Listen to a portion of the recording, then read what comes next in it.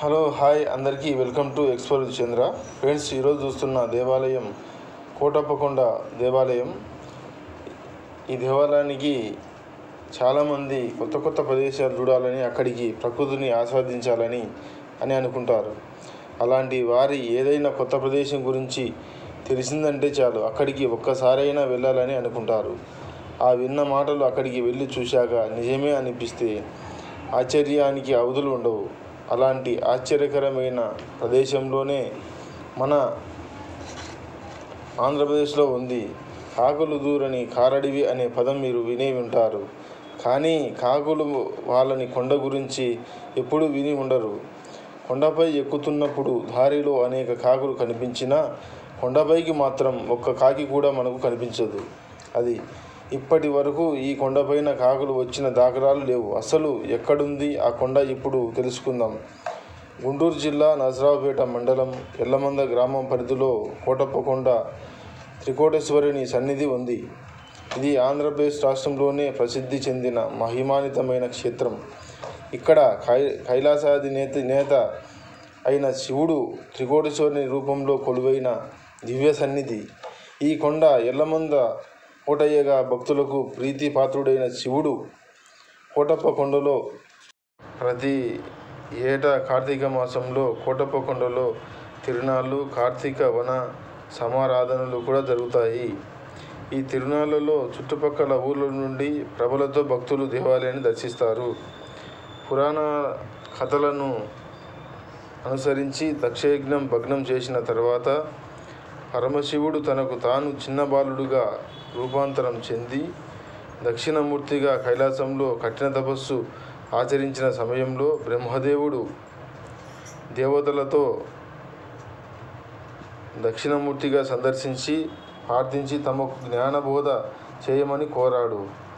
పరమశివుడు బ్రహ్మాదులను త్రికూటాచలానికి వస్తే జ్ఞానం ఇస్తానని చెప్పగా బ్రహ్మదేవుడు త్రికూటాచలానికి వచ్చి పరమశివుడు నుండి జ్ఞానోపదేశం పొందాడు.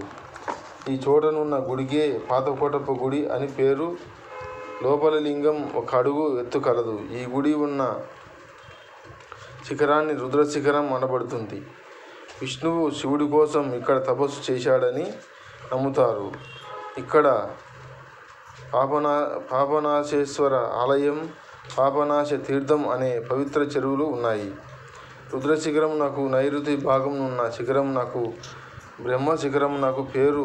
రుద్ర విష్ణు శిఖరములపై స్వయంభువులగు జ్యోతిర్లింగములు వెలయుటయు, ఈ శిఖరంపై ఏమియూ లేకపోవుటయుకని చింతిల్లి బ్రహ్మ శివుని గురించి తపస్సు చేసి శివుడిని లింగాన్ని ఆవిర్భవింపజేసెను. ఇదియే బ్రహ్మాంతరం త్రికూటేశ్వర స్వామి ఆలయం ఇక్కడ ఉంది. ఇచ్చట తూర్పు గల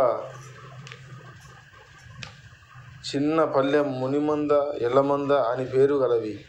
తొలిత బ్రహ్మాద్రి దేవతల సకల మునిగణములు శివునిచ్చట పరివేశించిండిరట. కావునని ఇంకొక కథనం ప్రకారం సుందుడు అనే యాదవుడు భార్య కుందిరితో కలిసి త్రికూట కొండలకు దక్షిణంగా కొండ కావూరులో నివసించేవారు. వారి మొదటి బిడ్డ ఆనందవల్లి గొల్లభామ అనే అందమైన కుమార్తె. పుట్టిన వెంటనే వారు ధనవంతులయ్యారు. నెమ్మదిగా ఆమె శివుని భక్తురాలయ్యింది. రుద్రకొండలపై ఉన్న పాత కోటేశ్వర ఆలయంలో ప్రార్థనలు చేయడం ప్రారంభించింది. చివరకు ఆమె తన భౌతిక జీవితంపై ఆసక్తిని కోల్పోయింది. ఆమె ప్రతిరోజు రుద్రకొండను సందర్శించి వేసవిలో కూడా తపస్సు చేసేది. ఆమె తపస్సులో సంతోషించిన శివుడు జంగమదేవర లాగా ఆమెకు ముందు కనిపించి ఆమెకు భౌతిక జీవితంపై ఆశ కలిగేటట్లు చేయడానికి కన్య అయినప్పటికీ గర్భవతి అయ్యేటట్లు ఆశీర్వదిస్తాడు. ఆమె గర్భం గురించి పట్టించుకోకుండా ఆ రోజువారీ నుండి ప్రార్థనలను ఎప్పటిలాగే కొనసాగించింది. అలాగే ఆమె లోతైన భక్తికి అతను మళ్ళీ కనిపించి పూజలు చేయడానికి కొండపై ఎక్కుతూ దిగుతూ ఇబ్బందులు తీసుకోవాల్సిన అవసరం లేదని ఆమెకు చెప్తాడు. ఆమె ఇంటికి తాను వస్తానని ఆమెకు వాగ్దానం చేసి ఆమెకు ఇంటికి వెళ్ళమని ఆజ్ఞాపిస్తాడు. అయితే ఇంటికి వెళ్ళేటప్పుడు ఒకసారి కూడా వెనక్కి తిరిగి చూడకూడదని సలహా ఇచ్చాడు.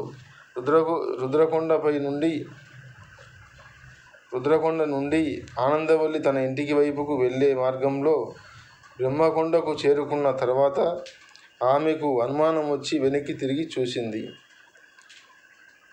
వెనక్కి తిరిగిన క్షణం ఆమెకు ఇచ్చిన వాగ్దానాన్ని వీడి జంగం దేవర కొండవైపునున్న ఒక గుహలోకి ప్రవేశించి లింగరూపుడయ్యాడు.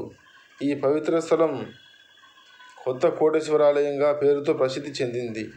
తనకున్న భక్తికి పరీక్షించడానికి తన గర్భం అతని సృష్టి అని గ్రహించింది.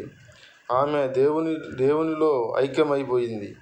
ఈ ఆలయానికి దిగువ భాగాన గొల్లభామ గుడి నిర్మించారు. ఈ గుడిని సాలంకయ్య నిర్మించినట్లు స్థల పురాణం చెబుతుంది.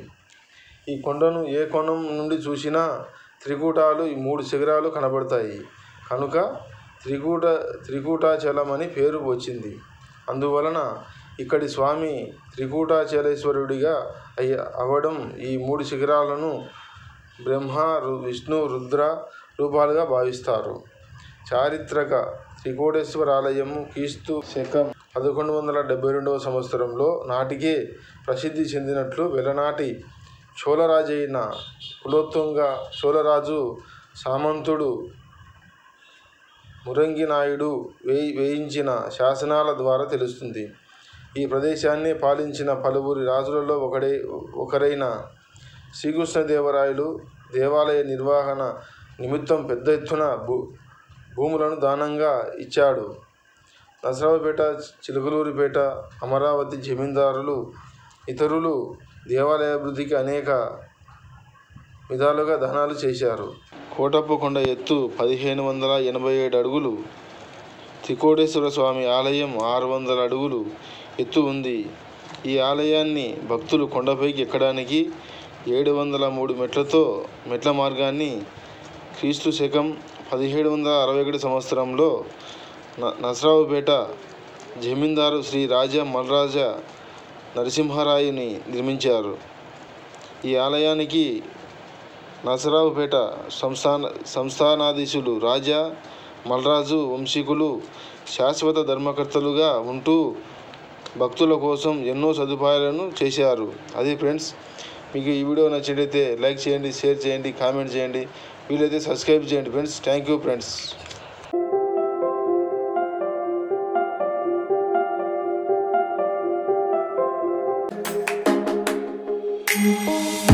Oh